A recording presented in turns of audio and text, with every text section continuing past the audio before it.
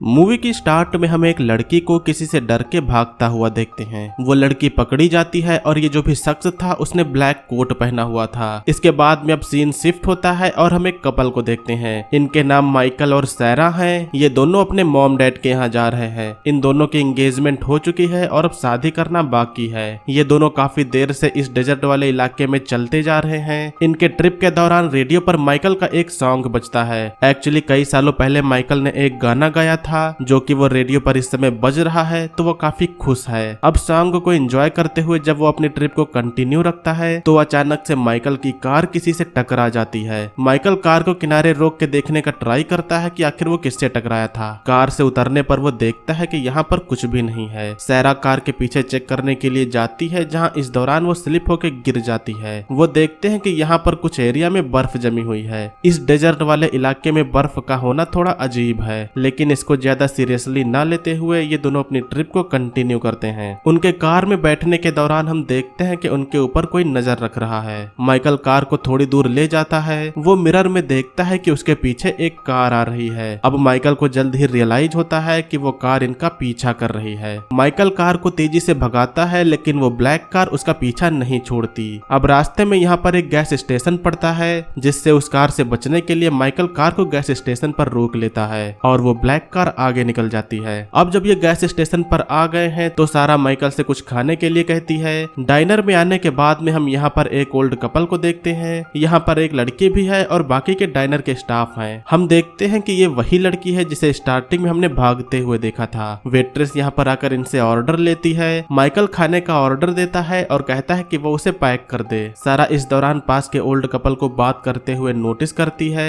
कि वो old lady जब खाने को खा रही थी तो वो कहती है कि ये काफी ठंडा है, जिसके बाद में यहाँ का मैनेजर आके इन दोनों को संभालता है। दूसरी ओर हम देखते हैं कि वही ब्लैक कार वाला, जो कि दिखने में किसी डेविल से कम नहीं है, वो इन दोनों के आने का वेट कर रहा है। इस डेविल के पास में कुछ पावर्स भी हैं, जिससे वो फोन के वायर्स को डिस्ट्रॉय कर देता है। अब माइकल जब वॉशरूम के लिए जाता है तो हम दीवार पर मैनेजर और यहाँ के स्टाफ की फोटो देखते हैं, लेकिन हैरानी की बात यह है कि वो तीनों अब भी वैसे ही दिखते हैं। अब डाइनर का ओल्ड वेटर जब सारा को फूड देने के लिए आता है तो सारा उस ओल्ड शख्स को कुछ एक्स्ट्रा पैसे देते हुए कहती है कि आप इसे रख सकते हैं। वो ओल्ड शख्स इसे नहीं लेना चाहता था, लेकिन वो कहती है कि मेरे पापा भी बूढ़ा होने तक काम करते रहे, लेकिन फिर भी उन्हें पैसों की कमी ही रही। अब ये दोनों अपनी कार में बैठकर यहाँ से निकलते हैं। ये जो भी इलाका था वहाँ नेटवर्क्स बिल्कुल भी नहीं आ रहे थे। ये दोनों कार को कुछ दूर तक ले जाते हैं, लेकिन अब इसी दौरान अचानक से फिर से इनके कार से कोई टकरा जाता है। अब हैरानी वाली बात यह है कि ये बिल्कुल सेम वही जगह है जहाँ पर इनकी कार पिछली बार टकराई थी। इस तरफ वो जो भी डेविल था उसके पास में सारा और माइकल की फोटो थी। इधर डाइनर में ये दोनों वेटर मैनेजर के पास में आते हैं और वो उससे पूछते हैं कि हम उनके साथ में क्या करेंगे। मैनेजर कहता है कि उनके पास में कोई और रास्ता नहीं है, उनके साथ जो भी होता है वो होने दो। वेटर उनकी मदद करने के लिए कहता है, लेकिन मैनेजर कहता है कि अगर हमने उनकी मदद की तो डेविल हमें नहीं छोड़ेगा। इस तरफ इन दोनों को नहीं समझ आ रहा था कि वो दोबारा उसी जगह पर कैसे आ गए। इन्हें लगता है कि शायद इन्होंने कोई अलग टर्न लिया होगा।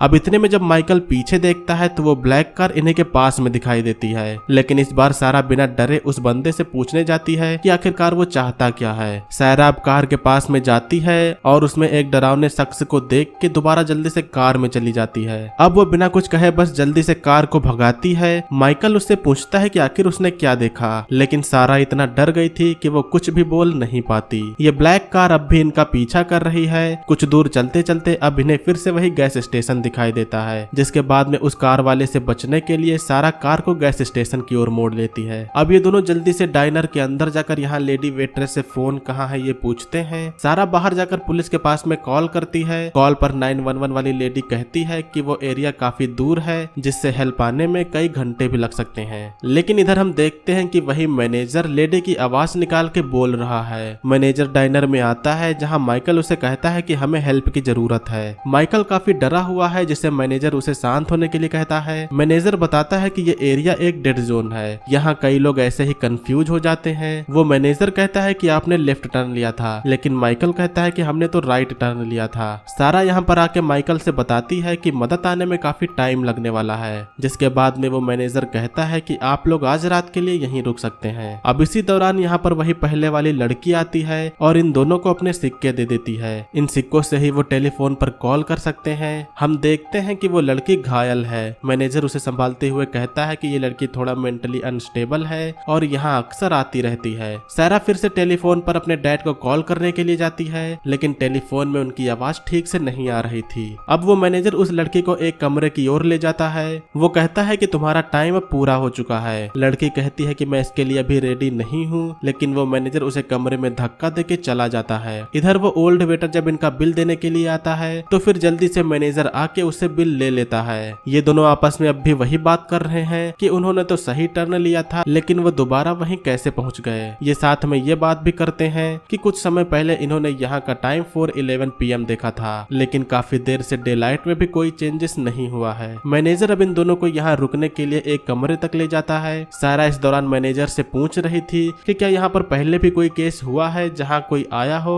और उसे भी हमारी तरह चेज किया गया हो। सारा काफी सवाल कर रही थी, जिससे मैनेजर गुस्से में उसका नाम लेके उसे ज्यादा सवाल ना पूछने को कहता है। लेकिन ये देख के सारा हैरान होती है। वो सोचती है कि आखिर उसे उसका नाम कैसे पता है। सारा इसी दौरान पास के रूम में किसी के होने और चीखने को देखती है, जिससे उसे पता चलता है कि यहाँ कुछ गड़बड़ है। वो मैनेजर बस उनसे रूम में जाने को कह रहा था, लेकिन दोनों लोग यहाँ पर कुछ गड़बड़ पाकर अब जल्दी से यहाँ से निकल जाते हैं। अब ये दोनों जल्दी से कार में बैठकर यहाँ से निकल जाते हैं। इन दोनों को नहीं पता है कि आखिरकार यहाँ पर चल क्या रहा है। अब एक बार फिर से उनके चलते हुए दोबारा वो फिर से वही टक्कर वाली जगह पर पहुंच जाते हैं। वो ब्लैक कार एक बार फिर से इनका पीछा करने लगती है और सेम पहले की तरह कुछ दूर जाने के बाद वो गैस स्टेशन पर भी पहुंचते हैं। ये दोनों जान जाते हैं कि ये एक लूप में फंसे हुए हैं। माइकल के पास एक आइडिया आता है, जिससे वो अपनी कार को स्लो करके यू टर्न ले लेता है। अब यू टर्न लेने के बाद में ये अपनी कार को चलाते जाते हैं। खैर इस बार ना तो कोई इनसे टकराता है और ना ही वो ब्लैक कार इनके पीछे आती है। लेकिन ऐसे ही एंडलेस काफी देर से चलने पर भी इन्हें कुछ मिल नहीं रहा था।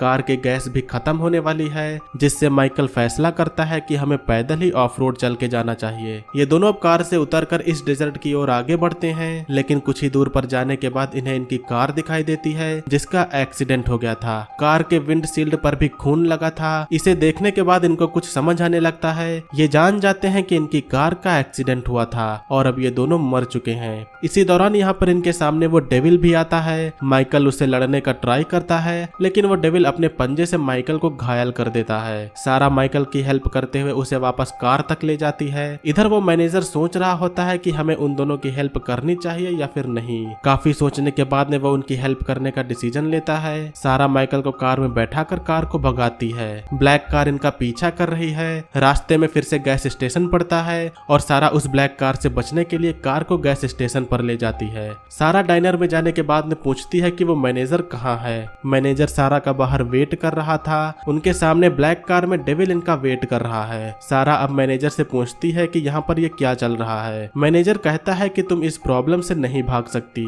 तुम इस समय अपनी दुनिया और इस दुनिया के बीच में हो। तुम्हारे कार का एक्सीडेंट हुआ था और तुम दोनों इस समय इस दुनिया में अपने लाइफ के लिए फाइट कर रहे हो। वो ये भी कहता है कि अभी तक तुम मरे नहीं हो। ये एक्सप्लेन करना उसके लिए भी डिफिकल्ट है। ये जो हमारे सामने डेविल है वो फेरी मैन है। वो लोगों की आत्माओं को एक जगह से दूसरी जगह ले जाता है। मैनेजर सारा की हेल्प करना चाहता है। इसके लिए वो ओल्ड वेटर को कार में भेज देता है ताकि फेरी मैन का ध्यान भटक सके। मैनेजर जानता है कि सारा प्रेग्नेंट है, इसीलिए वो उसकी हेल्प कर रहा है। सारा और माइकल अब इसके लिए रेडी हैं। इधर उनकी कार की टक्कर फेरी मैन से होती है और हम इनके एक्सीडेंट स्पॉट पर देखते हैं कि माइकल मरा पड़ा है और सारा अब जिंदा हो जाती है। और इसी के साथ में यहीं पर मूवी का एंड होता है। तो यहाँ पर सारा और माइकल का जब एक्सीडेंट हुआ था, जिसके बाद में इनकी आत्मा कुछ समय के लिए दूसरी दुनिया में पहुंच गई थी। ये जो भी फेरीमैन इनके पीछे लगा हुआ था, इसको हम लोग यमराज समझ सकते हैं। बाकी लोगों की तरह ये लोग भी बस मौत के मुंह में जाने वाले थे, लेकिन सारा के काइंड बिहेवियर की वजह से, जिसमें उसने उस ओल्ड वेटर के साथ में अच्छा व्यवहार किया था और साथ में वो प्रेग्नेंट भी थी, इसीलिए मैनेजर ने सोचा कि हमें फेरीमैन से उसकी हेल्प करनी चाहिए। इसके बाद में सारा यहाँ पर बच जाती है और माइकल मारा जाता है। खैर ये थी 2023 की एक थ्रिलर मिस्ट्री मूवी का एक्सप्लेनेशन।